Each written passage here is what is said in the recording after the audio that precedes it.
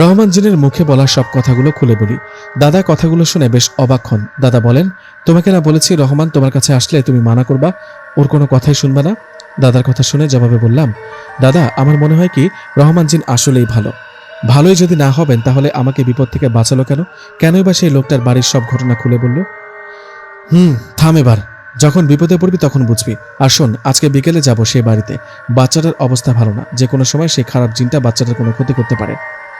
যাই হোক, দাদার কথা মতো সেদিন বিকেলে চলে গেলাম সেই বাড়িতে। সেদিন আমি ও দাদা সেই বাড়িতে চলে গেলাম। বাচ্চাটা তখনও কাঁদছে। আমাদের দেখে বাচ্চার বাবা বলে উঠলেন, কবিরাজ সাহেব আসছেন, দেখুন আমার ছেলেটার অবস্থা আজকে আরো খারাপ।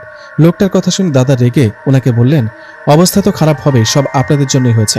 আপনারাই খারাপ জিনটাকে আমন্ত্রণ দিয়ে নিয়ে আসছেন। দাদার কথা শুনে বাচ্চাটার বাবা বলে উঠলেন, কি বলেন কবিরাজ সাহেব, আমরা কিভাবে জিনকে আমন্ত্রণ দিয়ে নিয়ে আসবো? আমরা তো কিছু করিনি। তখন দাদা বললেন, অনেক হয়েছে, দয়া করে এবার চুপ করেন।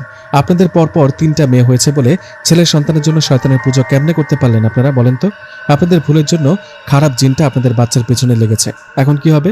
তখন লোকটা ও ওনার স্ত্রী মাথা নিচু করে বলে উঠলেন, আমরা ভুল করে ফেলেছি, মাফ করুন, দয়া করে আমার ছেলেকে বাঁচান।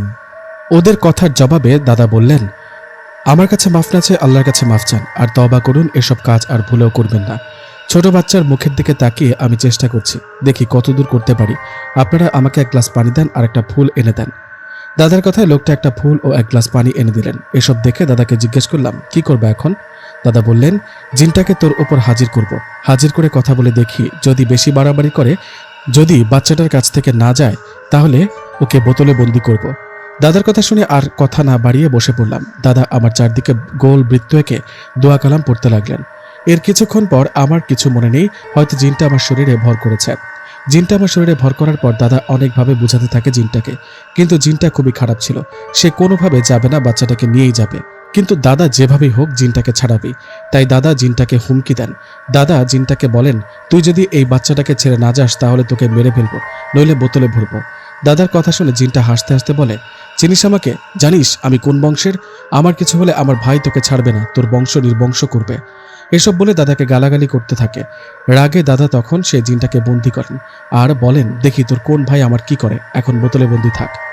জিনটাকে বন্দি করার পর দাদা সেই লোকটা আর তার স্ত্রীকে বলে, আল্লাহর রহমতে আপনাদের ছেলে সুস্থ হবে, আর ভুলেও কখনো এসব কাজ করবেন না, নামাজ পড়ুন, আল্লাহর কাছে মাফ চান। যাই হোক, সেখানে সবার কাছ থেকে বিদায় নিয়ে রওনা করলাম বাড়ির দিকে। ততক্ষণে সন্ধ্যা পার হয়ে গেছে, চারিদিকে অন্ধকার নেমে আসছে।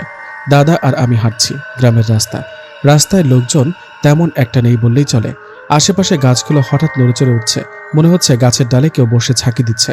এসব দেখে দাদাকে বললাম, দাদা কিছু বুঝতে পারছো? তাড়াতাড়ি হাঁট, পেছনে ফিরে তাকাবি না। দাদার কথায় ওনাকে বললাম, দাদা নিশ্চয়ই কোনো খারাপ জিন আমাদের পিছু নিয়েছে, হতে পারে, তোর শরীরটা বন্ধ করে নে। ঠিক তখনই সামনে থেকে একটা আওয়াজ আসলো, শরীর বন্ধ করলে কি হবে, আজকে তো বাঁচবি না। কথাটা শুনে থমকে গেলাম। সামনে 3-4টা কালো অবয়ব দাঁড়িয়ে আছে। এসব দেখে 2-1 পা পেছনে পিছালাম। ঠিক তখনই খেয়াল করলাম পেছনে কয়েকটা কালো অবয়ব দাঁড়িয়ে আছে। কি করব তখন কিছুই বুঝতে পারছিলাম না। মুহূর্তে আমাদের চারদিকে ঘিরে ধরলো হাজার হাজার কালো অবয়ব। যতদূর চোখ যায় আমরা শুধু কালো অবয়বগুলোকে দেখছি। অবয়বগুলোর মুখ দেখা যাচ্ছে না, সবগুলো ঘোমটা দেওয়া। ভয়ে তখন গলা শুকিয়ে যাচ্ছিল আমার। আমি দাদার হাত শক্ত করে ধরলাম। ঠিক তখনই ঝড়ের বেগে সেখানে উড়ে আসলো বিশাল এক ঈগল পাখি। এত বড় পাখি কখনো হতে পারে না। পাখির ডানার ঝাপটায় মনে হচ্ছে আশেপাশে ঝড় শুরু হয়েছে। পাখিটা আমাদের সামনে এসে পড়লেন। পাখির পিঠে একজন বসে আছে। এসব দেখে এই প্রথম দাদা কবিরাজ হয়ে ভয় পেয়েছিলেন। আমি তো ভয়ে কাঁপছি। তখন ঈগলের পিঠ থেকে সেই অবয়বটা মাটিতে নামলেন। উনি নামার সাথে সাথে আশেপাশে যত কালো অবয়ব ছিল সবগুলো মাথা নিচু করে সম্মান করছে। বোঝা যাচ্ছে ইনি হয়তো এই জিনগুলোর প্রধান। সেই অবয়বটা দাদার উদ্দেশ্য করে বললেন, কিরে কবিরাজের বাচ্চা, বেশি বার বেড়ে গেছিস তাই না? তোর সাহস তো কম না, আমার ভাইকে বোতলবন্দি করিস। তখন দাদা বললেন, কে আপনার ভাই? তখন সেই অবয়বটা বললেন, ধনাই, আজকে যাকে বোতলে বন্দি করেছিস সে আমার ভাই, তোর সাহস দেখে বাঁচি না। দাদা বলল, সে তো অপরাধ করেছে তাই শাস্তি দিয়েছি, সে কেন বাচ্চাটার ক্ষতি করতে চায়? তখন সেই অবয়বটা দাদার দিকে গরম হয়ে তাকিয়ে বলে উঠলেন, আমার ভাই যার ইচ্ছে ক্ষতি করবে, তাতে তোর কি? এসব বলে সজোরে দাদাকে সামনে থেকে একটা আঘাত করলেন। দাদা ছিটকে পড়লেন মাটিতে। আমি দৌড়ে গেলাম দাদার কাছে। দাদার মুখ দিয়ে রক্ত আসছে। তখন অবয়বটা বললেন, দেখ, ভালো করে দেখ, তোর চারদিকে কত জিন। এইসব জিনের গুরু আমি প্রধান। আজকে তো তুই মরবি, সাথে তোর নাতিটাও। ঠিক তখনই মনে হলো আকাশ থেকে আগুন পড়ল, চারিদিকে আলোকিত হয়ে গেল কিছু মুহূর্তের জন্য। আমি খেয়াল করে দেখলাম রহমান জিন চলে আসছে সেখানে। ওনাকে দেখে মনে মনে একটু সাহস পেলাম। এদিকে খারাপ জিনটা রহমান জিনের দিকে তাকিয়ে রেগে বললেন, আর আমি মানুষের গোলাম, চলে যা এখনই, নইলে এদের আগে তোকে মেরে ফেলবো। তখন রহমান জিন এক দৃষ্টিতে সেই খারাপ জিনটার দিকে তাকিয়ে বললেন, তাই নাকি? আমাকে মারবি, দেখি তোর কত দম, কত সৈন্য আছে তোর। তখন খারাপ জিনটা হাসতে হাসতে বলল, আমার সৈন্য, আমার 12,000 সৈন্য আছে। এখানে দেখছিস না তোর চারদিকে ঘিরে আছে?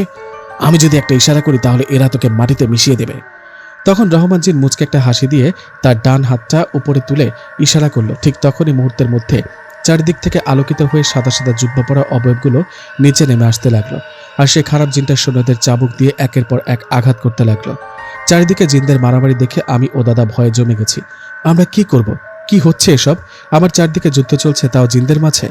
কিছুক্ষণের মধ্যে সাদা জুব্বা পরা ভালো জিনগুলো খারাপ জিনগুলোকে মেরে ফেললো। এটা দেখে খারাপ জিনের প্রধান জিনটা